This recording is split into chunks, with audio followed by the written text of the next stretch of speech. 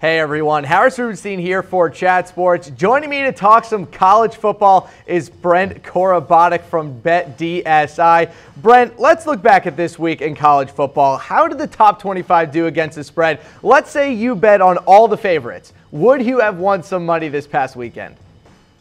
I don't think, I didn't run through it all and go one by one against the spread, but no, I don't think so, because there were some real big games where the dogs covered for us, which were real good. And of course, the favorites did their thing in a lot of those games. But college football, sometimes you're looking at these games and you got to lay like 24.5, 34.5 points. It's just not going to get the job done, long term in terms of laying those big numbers. The spreads obviously are key in terms of the outcomes of these games.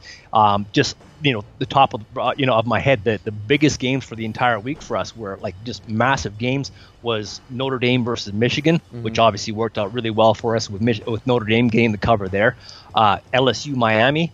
LSU was fantastic for us there, and the big game with VTech and Florida State was, VTech just rolled all over them. That was, those were the three biggest games of the week in terms of our decisions, and we won all three of those. So it was a great start to the week for us. And as you can see, if you can't just blindly say, hey, I'm going to bet on these favorites and do well. Auburn Washington is one of those games that was probably. It was good in that we split action, which is kind of like your design. You want to have good two-way action on the game. But then the game did, in terms of the final score, it fell kind of too close to what the closing or what the numbers were in terms of the spread. Teasers and stuff like that, kind of came into play in terms of no matter who you bet on, you would have cashed a teaser. So anytime you get an upset or an absolute blowout for us is always good. Yeah, especially in the Big Ten. A lot of money coming in for BetDSI there. Speaking of the Big Ten, let's talk about Notre Dame, Michigan. Now, their spread really fluctuated several points in both directions in the days leading up to the game. Do you have any idea what caused that? Was that something you guys were hoping for? Why did that line fluctuate so much? Yeah, it's interesting. From my perspective, it's cool because I get to sit back here and I get to see, where the money came in and how it came in and who came with it. Generally speaking, a game like Notre Dame and Michigan, you're just going to get a ton of action on it no matter what. And generally speaking, the public is going to be on both of those teams. Any other week, you probably have a whole ton of public money on Michigan, and any other week, you probably get a whole lot of public money on Notre Dame. Now, those are two teams who probably get as much public money as any other team. Now, obviously, Alabama, Clemson, Georgia, those teams all fall into that as well. But people just love to bet Michigan. They love to bet Notre Dame.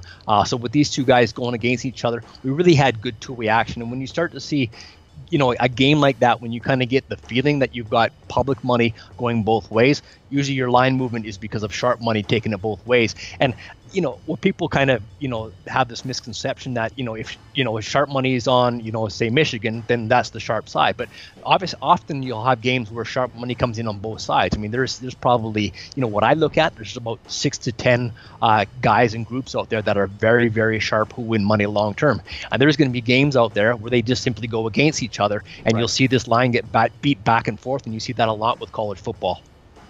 If you want to bet on Michigan or Notre Dame or heck any college football team this season, head to chatsports.com/bet. Use our promo code LIVE120 for a 120% deposit bonus, meaning you give $100, you get $120 free for a grand total of $220 to bet with only at BetDSI, and only if you go to chatsports.com/bet. Brent Corobotiuc joining us here from BetDSI. Let's talk about Stanford-USC, the biggest game of the Pac-12 this weekend.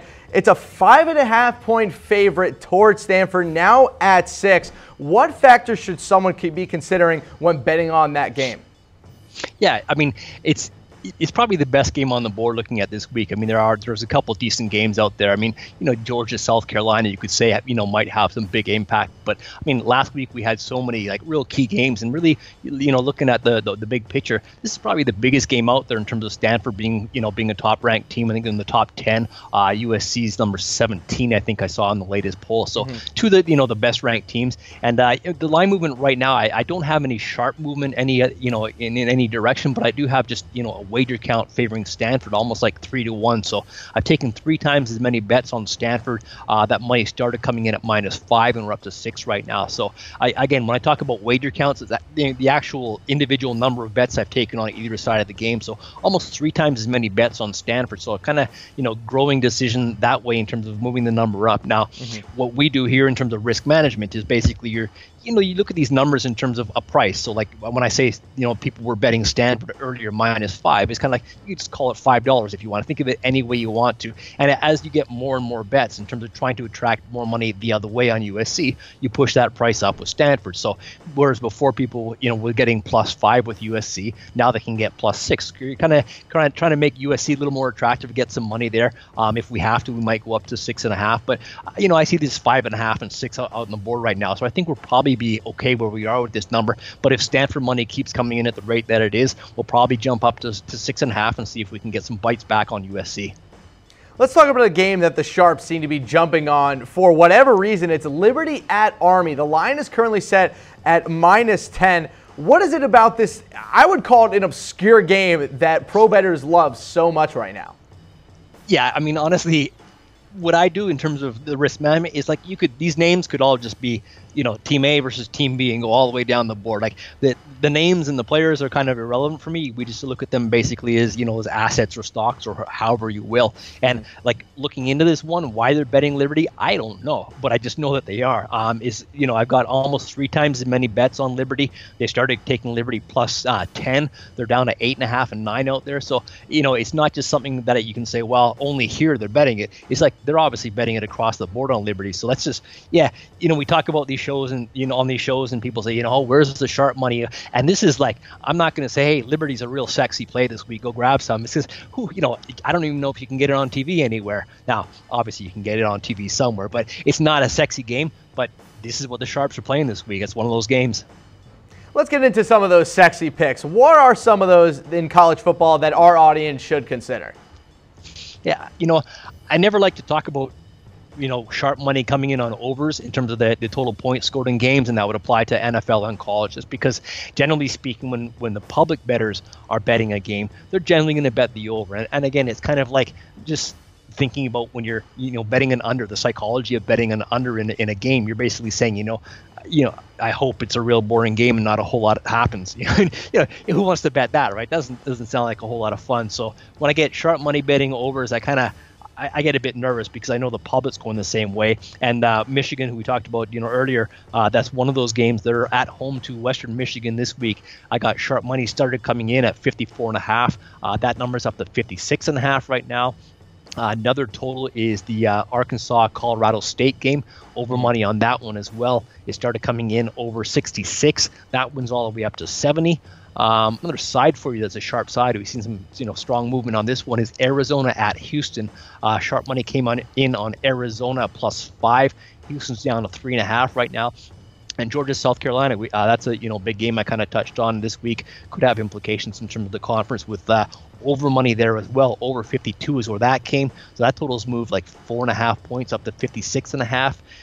Indiana, Virginia, again, perhaps not a real sexy game, but I got sharp money on Indiana in this one, -4.5. That lines up to 6.5 now. And also the under in that game, under 54.5 is where that came in, and they're down to 51.5. And again, the USC Stanford, unfortunately, I've got public money on the over, and I got sharp money on the over that one. Sharp money came there at 54.5. We're at 56.5 right now. So again, what I'm doing is just kind of fishing for some money coming back. Now it's kind of, the tide has kind of been stopped at 56.5. So I haven't taken a whole lot more over money, and maybe, fishing for some under money. I might bump that up to 57, but you try not to move too much on these numbers as much as possible. If there's a guy to listen to, it is Brent Corobotiuc, the head risk manager at BetDSI. And again, head to chatsports.com/bet. Use our promo code LIVE120 for a 120% deposit bonus.